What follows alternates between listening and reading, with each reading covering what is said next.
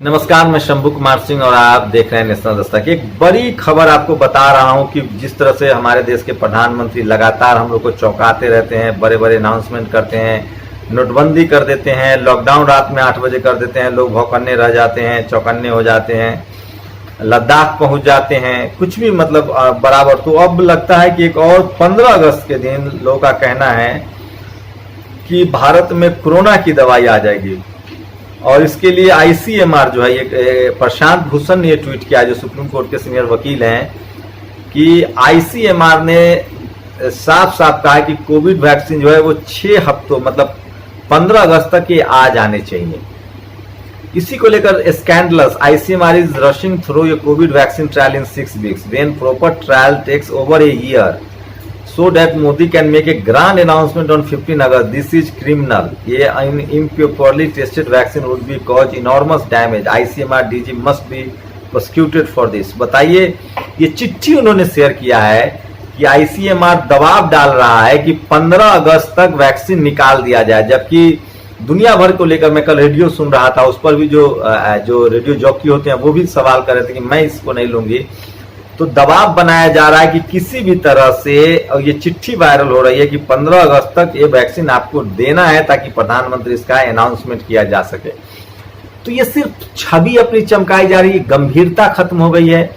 हर फैसले सिर्फ इसलिए किया जा रहा है कि सनसनीखेज, जो लगता है कि टीवी और अखबार का बहुत ज्यादा प्रभाव है, और क्या इस देश की जो जनता है वो मैच्योर नहीं है, क्या वो सनसनीखेज चीजों में इंटरेस्ट लेते हैं। आप सोचिए कि जिन वैक्सीन के ट्रायल में साल 2 साल लग जाते हैं, वहां कहा जा रहा है कि 15 अगस्त तक आपको वैक्सीन ला देना है और हम उसको इंप्लीमेंट करेंगे। ठीक इसी तरह जैसे रामदेव ने कह दिया था कि मैंने कोरोना की दवाई बना ली है, तो क्या भारत की तमाम संस्थाएं दबाव में काम कर रही है और एक शख्स की छवि बचाने के लिए, प्रधानमंत्री की छवि बचाने के लिए, एक सस्ती लोकप्रियता के लिए जिसको कहते हैं, उस वजह से ये सारे फैसले हो रहे हैं। ये एक बड़ा चौंकाने वाला सवाल है जो मैं आपसे शेयर करना चाह रहा था। और इसी तरह के कुछ और बड़ी खबरें हैं जो मैं चाहता हूं कि आपको बताऊं, किस तरह से लगातार जिस तरह से सोचिए कि इस देश में क्या हालत है टीवी अखबार का। विकास दुबे जो शख्स था, जो भी ब्राह्मण बुद्धिजीवी इस खूंखार आतंकवादी को आतंकवादी कहेगा, उनको मैं रिट्वीट करके उनका अभिनंदन करूंगा। जाति से उठकर आतंकवाद का विरोध कीजिए, टेररिस्ट विकास दुबे।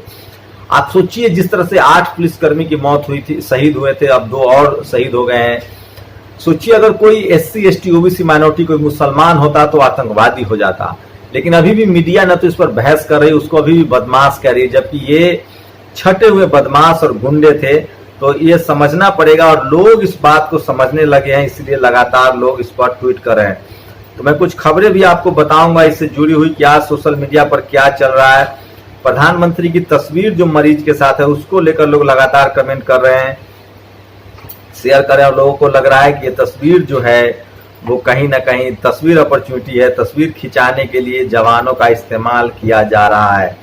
उसके अलावा सबसे बड़ी खबर है विकास दुबे वाली, जो टेररिस्ट हैं। स्टिल ही जस्ट ए अपराधी नॉट ए टेररिस्ट, अरेस्ट। तो सोचिए विकास दुबे को सिर्फ टेररिस्ट नहीं कहा जा रहा है, जो 8 लोग की हत्या करता है उसको सिर्फ बदमाश कहा जा रहा है। तो दिलीप मंडल आगे लिखते हैं कि मनोज मैनेजमेंट के प्रोफेसर आनंद तेलतुम्बरे और डॉक्टर कफिल खान जेल में, और यूपी का सबसे बड़ा आतंकवादी विकास दुबे बाहर। एक कैसा शासन है। सोचिए एक शख्स पर 60 आपराधिक मामले जिसमें मर्डर के केसेस हैं, और उसके बाद ही वो कैसे जेल से बाहर हो सकता है। आप सोचिए। उन्होंने आगे लिखा है, कितने नेशनल चैनलों ने आज टेररिस्ट विकास दुबे पर डिबेट कराई, ऐसी मुठभेड़ तो भारत के इतिहास में कभी नहीं हुई थी। सोचिए पुलिस वालों को बुला के मार दिया गया है। और आगे लिखते हैं, जो भी ब्राह्मण बुद्धिजीवी, तो ब्राह्मण महासभा ने भी अब तक इसके खिलाफ नहीं बोला है। रिटायर IAS है सूर्यकांत प्रताप सिंह, वो लिखते हैं, पूरा अखबार छान मारा 8 पुलिसकर्मियों के शहीद होने पर और यूपी में व्याप्त जंगल राज पर। सरकार से पूछा गया, एक सवाल तक नहीं मिला। क्या इतना बेबस है मीडिया? क्या यह आपातकाल नहीं है? तो ये तमाम चीजें लिख रहे हैं, और पत्रकारों को भी लोग लगातार काउंटर कर रहे हैं। सोचिए कि जिस तरह से कल राजेश शर्मा ने एक ट्वीट किया था कि जो लोग कह रहे थे कि यूपी पुलिस इनकाउंटर करती है वो चुप हो जाए, तो लोगों ने कहा कि आप सरकार से क्यों नहीं सवाल पूछ रहे हैं, योगी जी से क्यों सवाल नहीं पूछ रहे हैं। वही काम पंकज झा ने किया है कि अगर 8 अपराधी मारे गए होते तो मीडिया से लेकर मानवाधिकार, इसी पर इमरान प्रताप गढ़ी ने पूछा है कि अगर ये घटना बंगाल, राजस्थान, महाराष्ट्र में हुई होती तब अब मीडिया के साथियों ने भी ऐसी बैकग्राउंड रिपोर्टिंग की होती कि पूरा देश इन पुलिस वालों के लिए मोमबत्ती जला रहा होता। सोचिए अगर ये किसी गैर बीजेपी शासित राज्यों में होता तो क्या होता। सोचिए 2 साधुओं की हत्या पर उद्धव ठाकरे जो हिंदू फिगर हैं उनके खिलाफ किस तरह से हुआ था। और आईएनसी छत्तीसगढ़ के ट्वीट आपको पढ़ना चाहिए, बहुत मारक होता है। हाफ पैंट का फुल पैंट हो जाना भी विस्तारवाद है, जो कल प्रधानमंत्री ने चीन में कहा था। राहुल कंवल की काफी आलोचना हो रही है, जिस तरह से वो पीएम के लिए बैटिंग कर रहे हैं। पंकज लिखते हैं, प्रशांत कनौजिया, न्यूज चैनल 8 पुलिसकर्मियों की मौत के घाट उतारने वाले को हिस्ट्री सीटर विकास दुबे बोल रहे हैं। यही काम किसी मुसलमान ने किया होता तो आतंकवादी कहा जाता। हिस्ट्री सीटर नहीं दुबे जी, अगर आतंकवादी बोलेंगे तो ब्राह्मण द्वारा चैनल सैटेलाइट भस्म हो जाएगा। तो इस तरह से लोग लगातार इसको लेकर लिख रहे हैं। और दिलीप मंडल ने लगातार मोर्चा खोला हुआ है। वो आगे लिखते हैं, टेररिस्ट विकास दुबे को टेररिस्ट कहने में चैनलों और एंकरों को दिक्कत क्या है, क्या नाता है उनके बीच। तो ये लगातार मैं आपको दिखा रहा हूँ। एक पोस्ट और लिखते हैं, वो उन्होंने बैक टू बैक दर्जनों पोस्ट लिखा है।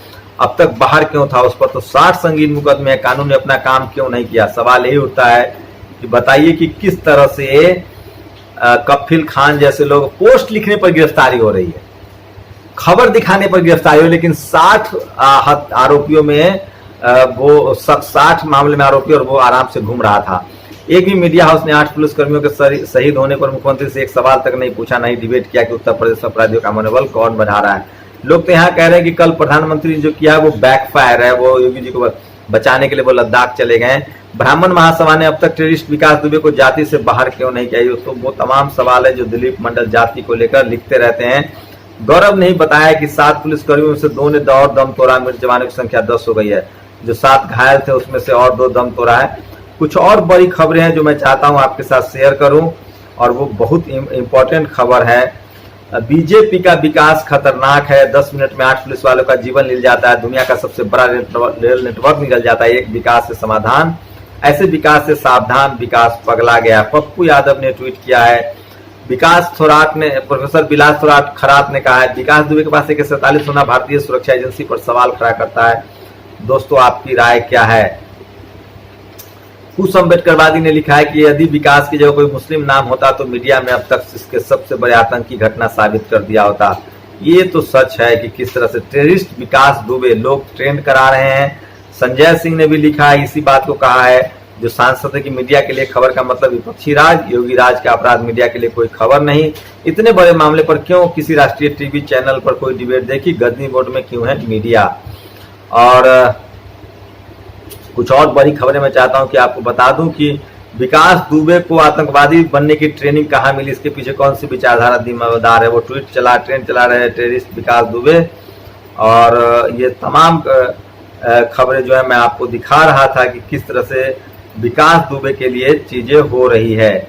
चैनल इस बदमाश और हिस्ट्री सीटर क्यों बोला आतंकवादी है विकास दुबे, पूरा राष्ट्र कह रहा है टेररिस्ट विकास दुबे। तो ये खबरें थी जो सोशल मीडिया पर वायरल है। और कुछ बहुत ही ये राजस्थान से खबर है, जहां प्रियंका गांधी यूपी में जातिवादी हमले के खिलाफ बात करती हैं, लेकिन राजस्थान में भीम आर्मी की ताकत के आगे झुकी राजस्थान सरकार। प्रदेश अध्यक्ष अनिल धिनवाल जी को रिहा किया। वहां भीम आर्मी के जो बहुजन आजाद समाज पार्टी के जो अध्यक्ष थे उनको गिरफ्तार किया गया था, उनको रिहा किया गया है। और एक और दुखद खबर है कि तमिलनाडु में सेप्टिक टैंक की सफाई के दौरान 4 युवकों की मौत, मकान मालिक के खिलाफ केस दर्ज। तो ये एक खबर है जो मैं आपको बताना चाह रहा था, काफी दुखद खबर है। लगातार सफाई कर्मचारियों की मौत हो रही है और इस देश में सारे जो भी सब सफाई कर्मचारी नहीं, लेकिन जो भी सफाई कर्मचारी वो SC/ST के लोगों को ही बना दिया गया है। तो तमिलनाडु के तूथुकुडी जिले के एक गांव का मामला है, मृतक 4। तो ये खबर थी जो मैं आपको बता रहा था कि लगातार मौत हो रही है।